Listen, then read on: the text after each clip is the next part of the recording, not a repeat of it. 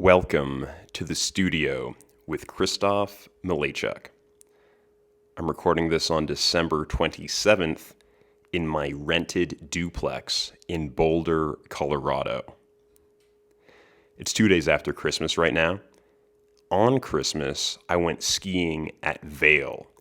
Vail is a ski resort in Colorado, only about 2 hours from Boulder if the weather is good and there's not much traffic. And on Christmas, the weather was good and there wasn't much traffic. So here I am spending Christmas alone in Colorado, but I decide to go on a small adventure, go skiing on Christmas. As I drive there, I hop on a call with my dad, with a dear friend of the family, David Finney. Great, get to the hill, go skiing. I've never been to this hill before. I've skied in Colorado over American Thanksgiving. It was good, very nice. Went to Beaver Creek and Keystone. Keystone had great skiing, but Vail is a famous resort. It's kind of a mogul in the resort game. They own half the resorts in North America. That statement's not quite true, but I believe the Epic Pass, which can allow you to ski at many, many resorts in North America, Europe, Japan, etc., I'm sure, that is based out of Vail somehow. The Vail Group is what owns it. Anyhow, point being, Vail is an iconic hill, and I was very excited to ski there on Christmas. The skiing was very good. Not fresh snow, it was packed, but great conditions, really a lot of great lines that you could ski. Not icy at all. In the bush trails, lots of powder, cut some of my own lines, fantastic. Because I was skiing by myself, I would most often get paired with other people in the chairlifts. A few hours into the day, I'm going up a lift, got paired with another guy who's by himself. He's probably about 50 to 60 years old. I had just done a pretty exhilarating line. I'm on the chair next to him. Sometimes when I got up with other people, we had talked a bit. Other people hadn't talked at all. Get on the chair. I say, Merry Christmas. He says, Merry Christmas. So, okay, cool. We're probably going to talk a bit. And then the next thing I say to him, have you been ripping many sick lines today? Now, that's not normally how I talk to people of that age, but I guess I was on some sort of runner's high, skier's high. I'm sure my endocannabinoid system was activated and I had a bunch of adrenaline coursing through me. So after I said that, I was like, oh, it'll be interesting to see how he responds to this. Well, the guy knew how to respond. He's like, yeah, it's pretty good skiing. I mean, it's not a perfect response, but he understood well enough. And that's great.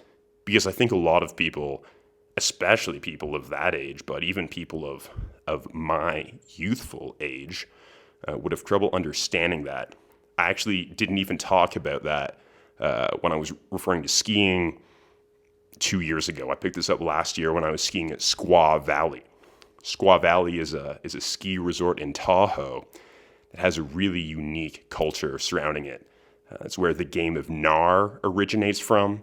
That's where Shane McConkey, I think his first name is Shane, last name McConkey, a Canadian legend, used to ski.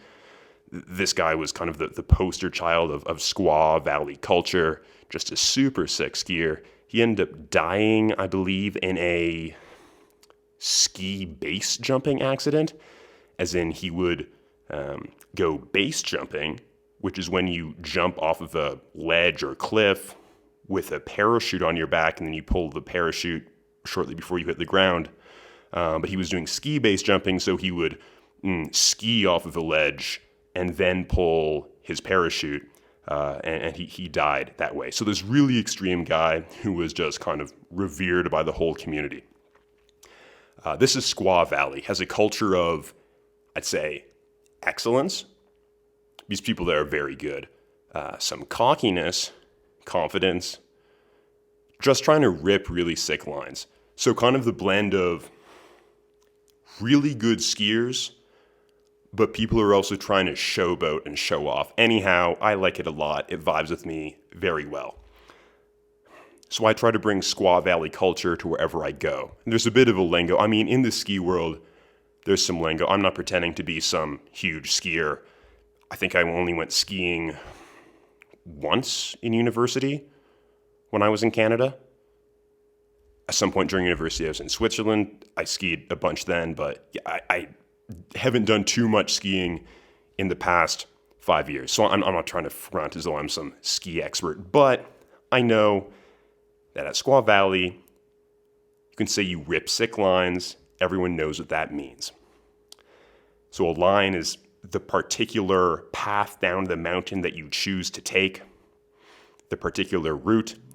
And if it's sick, that means that it's either challenging, thrilling, looks cool, dangerous, all of that. And to rip a sick line means, yeah, you take the sick line. So I say to this guy, have you been ripping any sick lines today? And he knew how to respond. And that made me very glad. I felt right at home. I'm like, this is fantastic.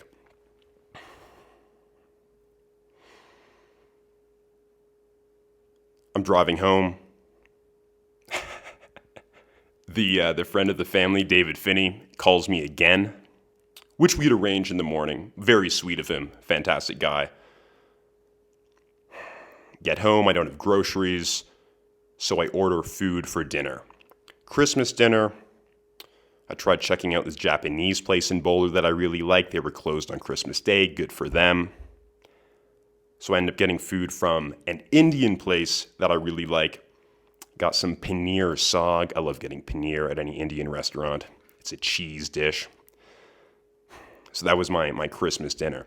But part of the reason, well, one, celebrate Christmas, get some restaurant food.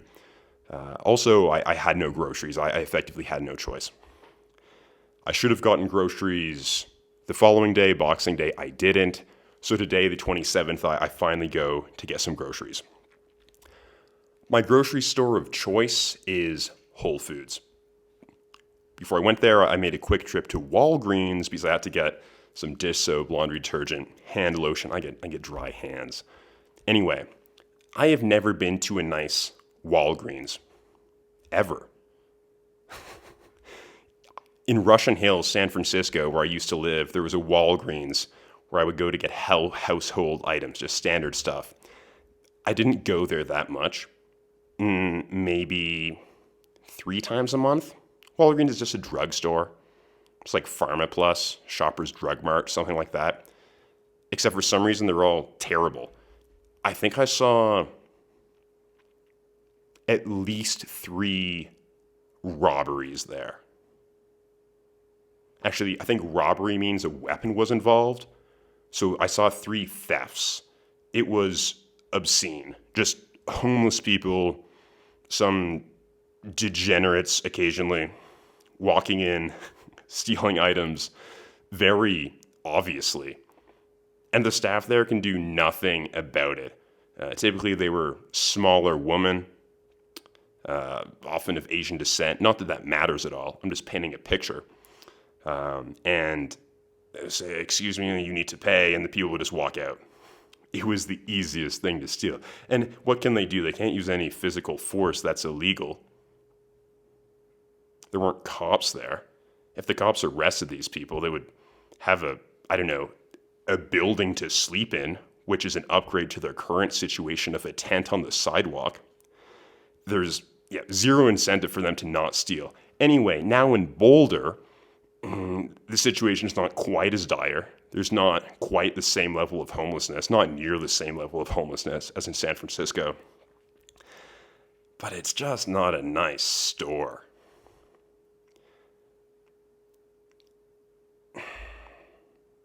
I'm not a big fan of Walgreens, but after going to Walgreens, I went to Whole Foods, my grocery store of choice.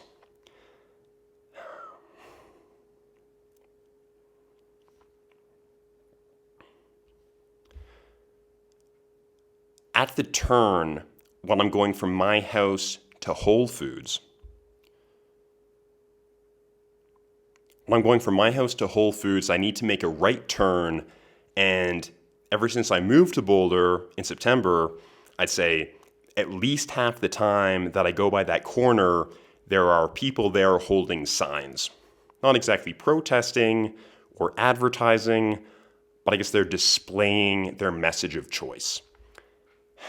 And seeing as I moved to Boulder in September, politics was a hot topic, and a lot of the time when I went past that corner, a bunch of people holding Trump 2020 signs, which is, totally fine. You can support whatever political candidate you want. Then the election happens. Biden gets more votes. He wins the Electoral College. I'm driving by that corner, and people are still holding Trump 2020 signs. Like, okay, there might have been fraud, alleged fraud. These people think that it's legit because it's getting really blown up by certain alternative media sources. This is getting a bit tiresome. They're going to be gone at some point. Today I go by, and as I'm approaching the corner, I see that there are picketers, people holding signs. I'm like, how are they still saying that there was fraud in the election? Today I drive by, their signs say, Gospel Evangelist Church, Jesus saves. Like, are you guys the same people? That would be so comedically sad. This church gets their parishioners together to go canvass for a candidate, and when the candidate loses, they refuse to accept. And then after they accept it, they then just start advertising their church. Anyway, I found that funny, a bit sad, also a bit mysterious, because I looked up Gospel Evangelist Church, which was the exact name that was on the sign, and I couldn't find any nearby, or at least none that came up in Google, so I'm a bit skeptical about this whole operation. Oh, one thing I forgot to mention, one time in October, I was driving by, same pro-Trump people, and I took a photo of this, so I do have some evidence, but a lady was holding a sign. One side said Trump 2020. She turns around. The other side of the sign says, "Thank you, Patriots, Q Team." Q Team referring to QAnon. So this Trump 2020 Evangelist Gospel Church is also deep into QAnon, which I find so funny. I've tried to check out Q Drops twice, I think. There's a website you can go to for that. I don't want to advertise it. I don't think it's a great source of news. I don't think you could call it news. Maybe dangerous conspiracies. Stories for the delusional. Extreme right, alt-right ear candy, eye candy. I guess you read it. It's eye candy. Anyway. Maybe I should check QAnon to try to learn more about this Gospel Evangelist Church. Okay, so I pull into Whole Foods. I go my shopping. There's a lady in front of me at the where I'm checking out. What's that called? The register. They have the conveyor belt there. This lady has so much fresh produce. And she must have like 15 to 16 apples. And they're not bagged, they're just loose. Normally this would probably annoy me slightly because it just takes longer for the cashier to then do her job of ringing them all through and weighing them, rather than if you have them in a bag and they're nicely collected, it's much more efficient. But I wasn't annoyed because I was just so impressed by the sheer volume of produce this lady had. She had 6 bags. I presume she's a vegan because there was not a dairy product, meat, any sort of animal product in sight, just veggies and fruit. super healthy. I made a comment to the lady. She was really nice. Very positive moment. And also, I guess not bagging her apples reduces waste, which is probably totally in line with her values, seeing as I also learned that she was bringing these 6 bags with her on her bike to go home. So very impressed by this lady. That's fantastic.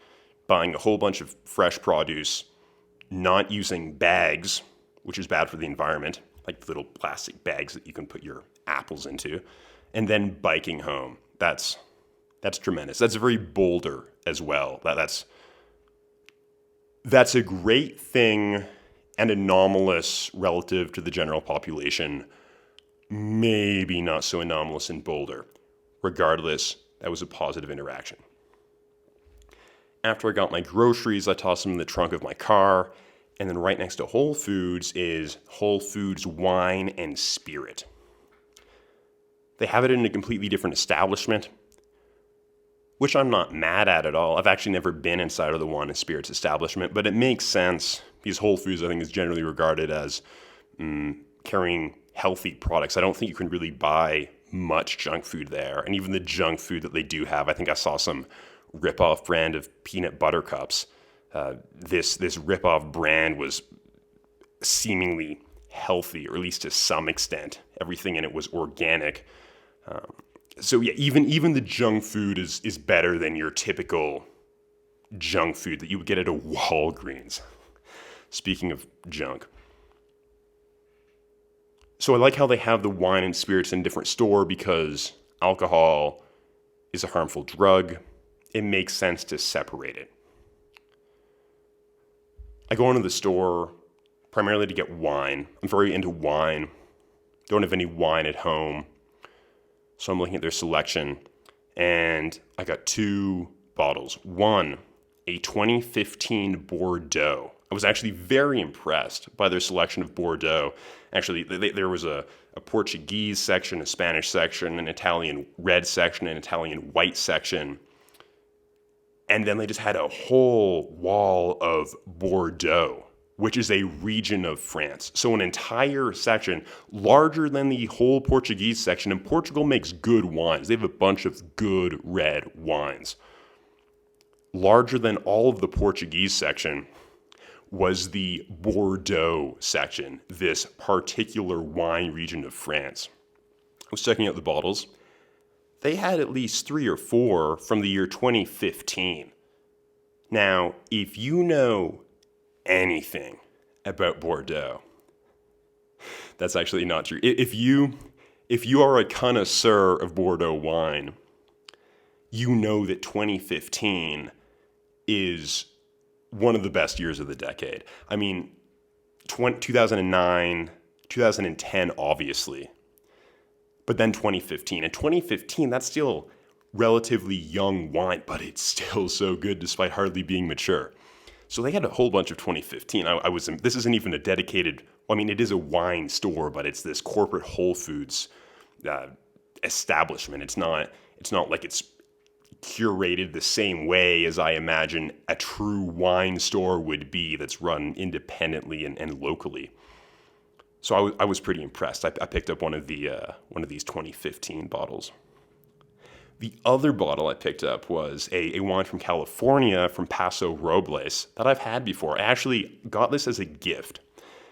Very rarely have I gotten wine as a gift and then found the wine so good that I then purchased it myself later.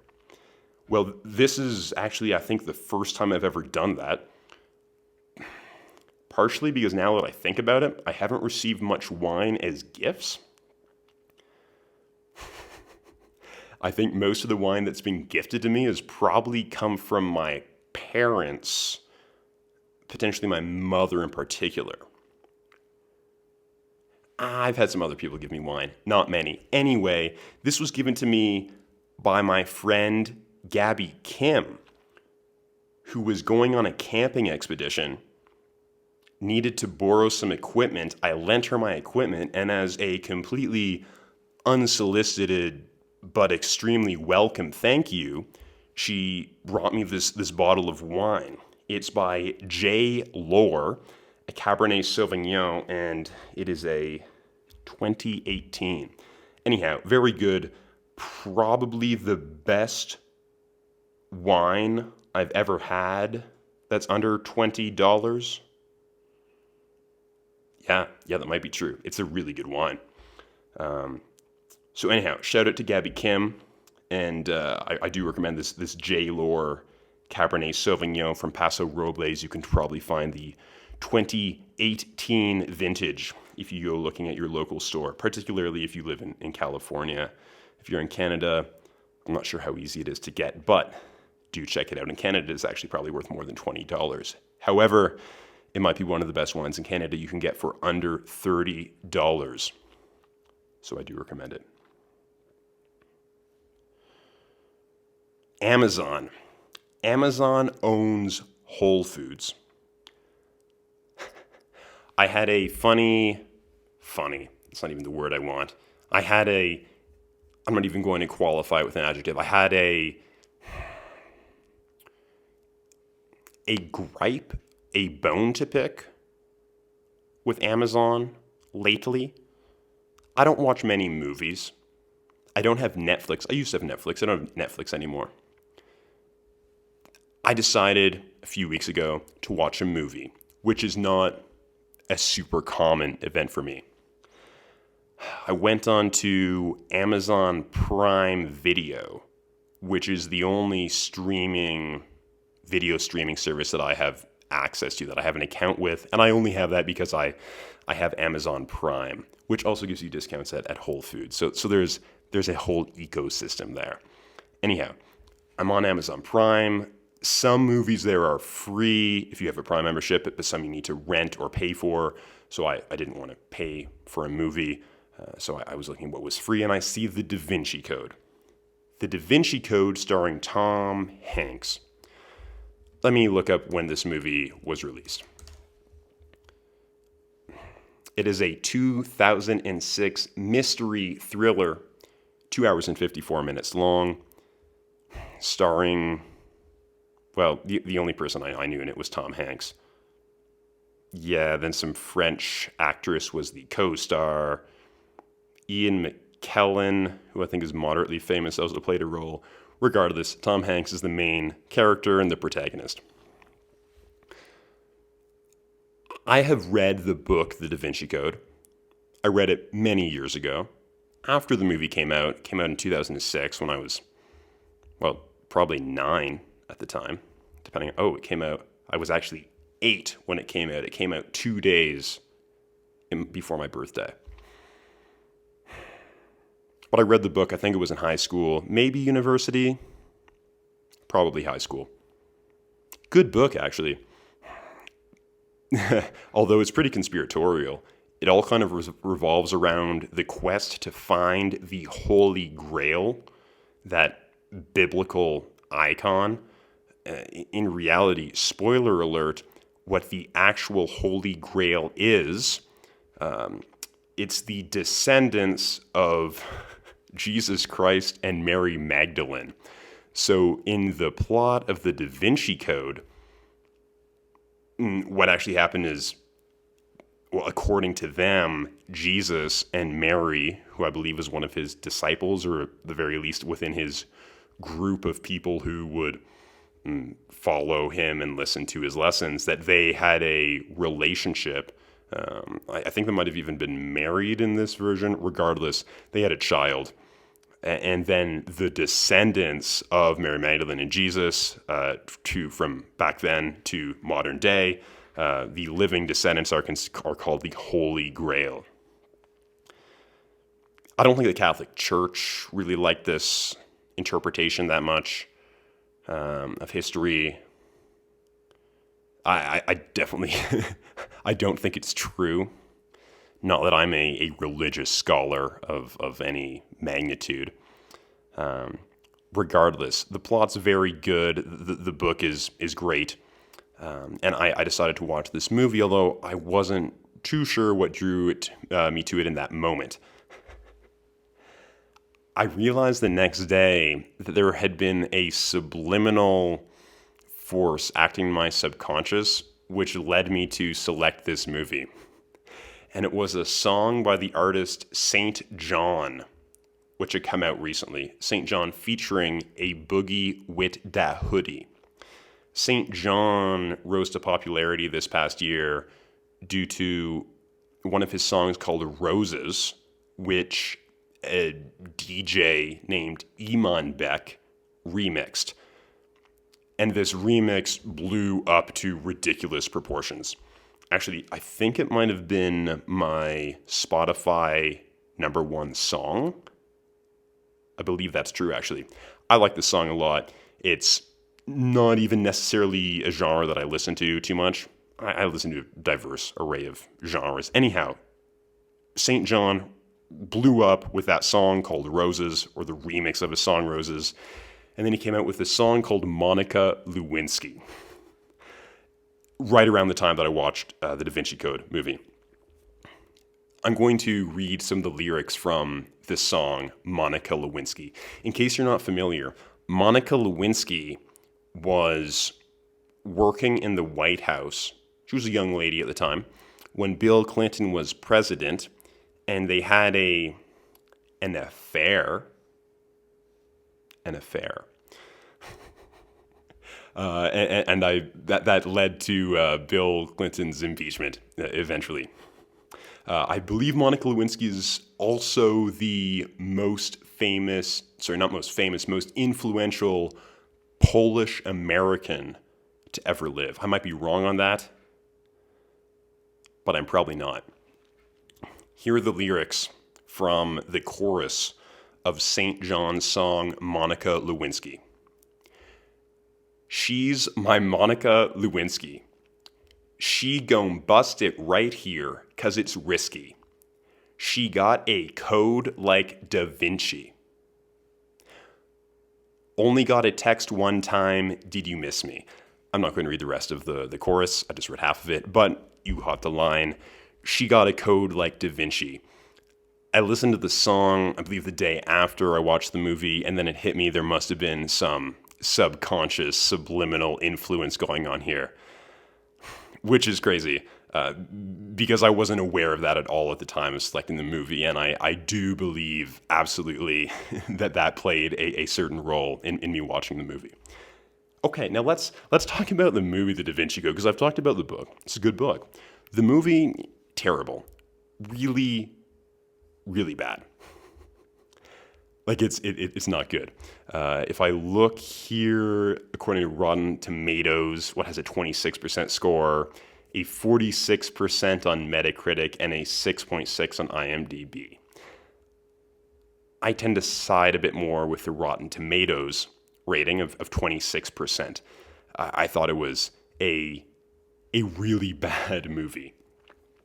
And I actually decided to write a review, because for some foolish reason, I watched the entirety of the movie, which is, as previously stated, 2 hours and 54 minutes, 2 hours 54 minutes long, not a good use of my time.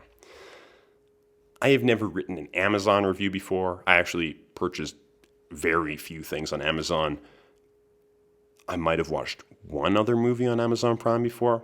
Anyway, I don't do this regularly, but I felt that I needed to write the review because of how dissatisfied I was. So I start by giving it a 1 out of 5 stars. Then my review, the title. Why is this movie on Prime? ? It is so poor that Amazon would provide a better user experience by removing it. Bad acting, bad directing, bad script, poor reviews.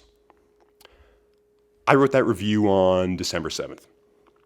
On December 8th at 6:44 in the morning, I get an email from Amazon Reviews. Thank you for submitting a customer review. After carefully reviewing your submission, your review could not be posted to the website. While we appreciate your time and comments, reviews must adhere to the following community guidelines. Then it links to the community guidelines. I read it. I don't think I'm in violation of any of the guidelines. I find this actually quite frustrating because I think people should be aware that this movie is really, really bad. It says a few common issues to keep in mind. Your review should focus on specific features of the product and your experience with it. Feedback on the seller or your shipment experience should be provided at, blah, blah, blah. So I did definitely focus on specific features. Bad acting, bad directing, bad script, poor reviews. The reviews don't matter so much, but bad acting, bad directing, bad script, very specific. And I stand by them with Rotten Tomatoes as my reference. Also, taste. If you have any taste, you would agree. Next point of common issues to keep in mind when writing reviews so that your review is not barred by Amazon. We do not allow profane or obscene content. This applies to adult products too. Well, this is not an adult product and there was no profanity or obscenity in my review. Advertisements, promotional material, or repeated posts that make the same point excessively are considered spam. Not the case with my review. Please do not include URLs external to Amazon. Did not. Any attempt to manipulate community content or features, including contributing false, misleading, or inauthentic content, is strictly prohibited. I think it's very clear that I did not violate any of those conditions and that, well, actually, I'm not really sure why they didn't accept my review. They probably have individuals. Well, they have to have individuals checking these out. And someone working for, I don't know, $12 an hour. I don't know what minimum wage is in the US. They might not even be in the US, actually. They might ship this out to places where they can pay people even less.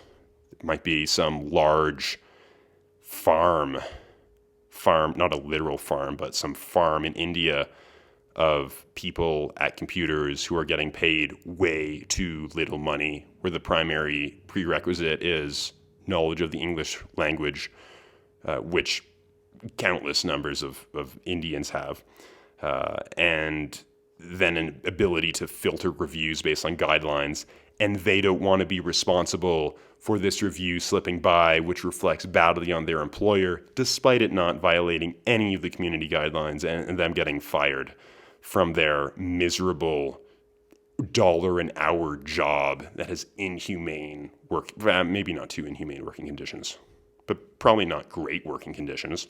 They probably don't have a loving relationship with their boss.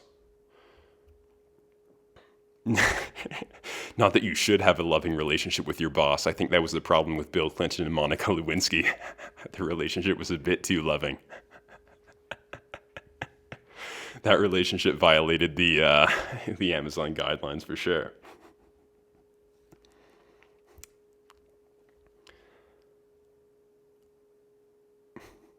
We have a sponsor for this podcast. This podcast is brought to you by Zelda Candle Company. This company is run and operated by my friend, Melanie Lim, with whom I went to university. Now, what's so special about these candles? You can get candles anywhere. Why should you get candles from her? Well, I'll tell you something. Mel, like many of the most successful entrepreneurs, businessmen and women, success stories, she has a large thing in common with many of these people. She is a dropout of engineering. There are a lot of other dropouts of engineering.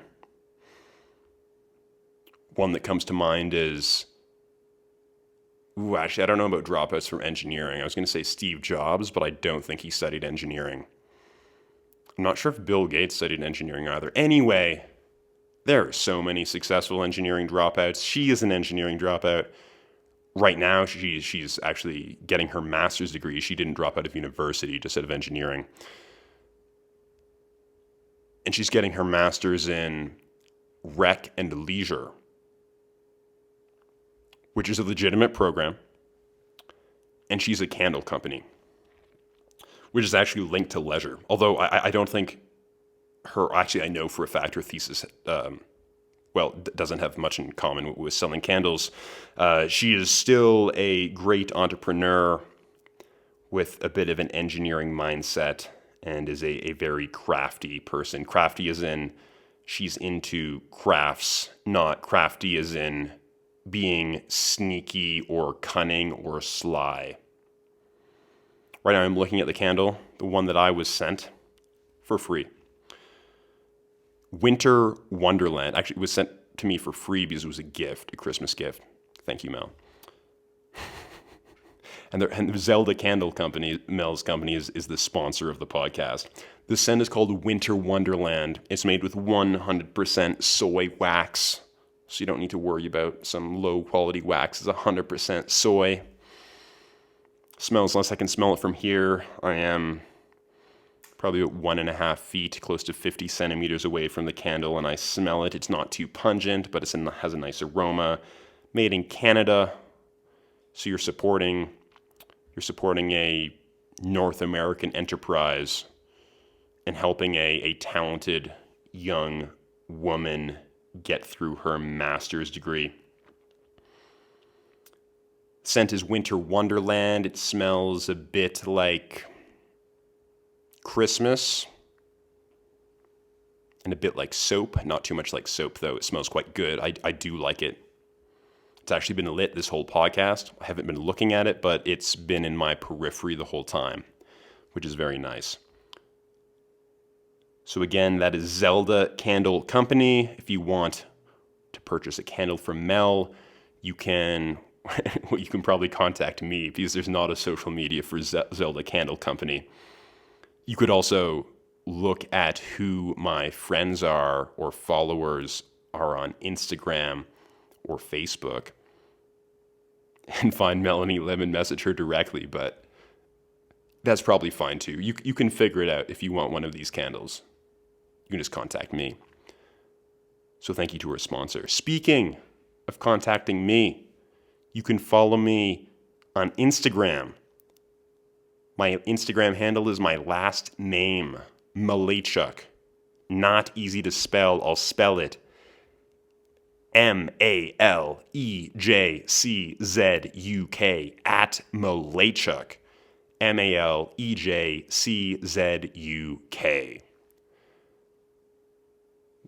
Feel free to drop me a message there. Give me a follow.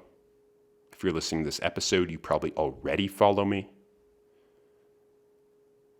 But if you don't, just, get in touch. Thank you for listening. This has been The Studio with Kristoff Malejczuk.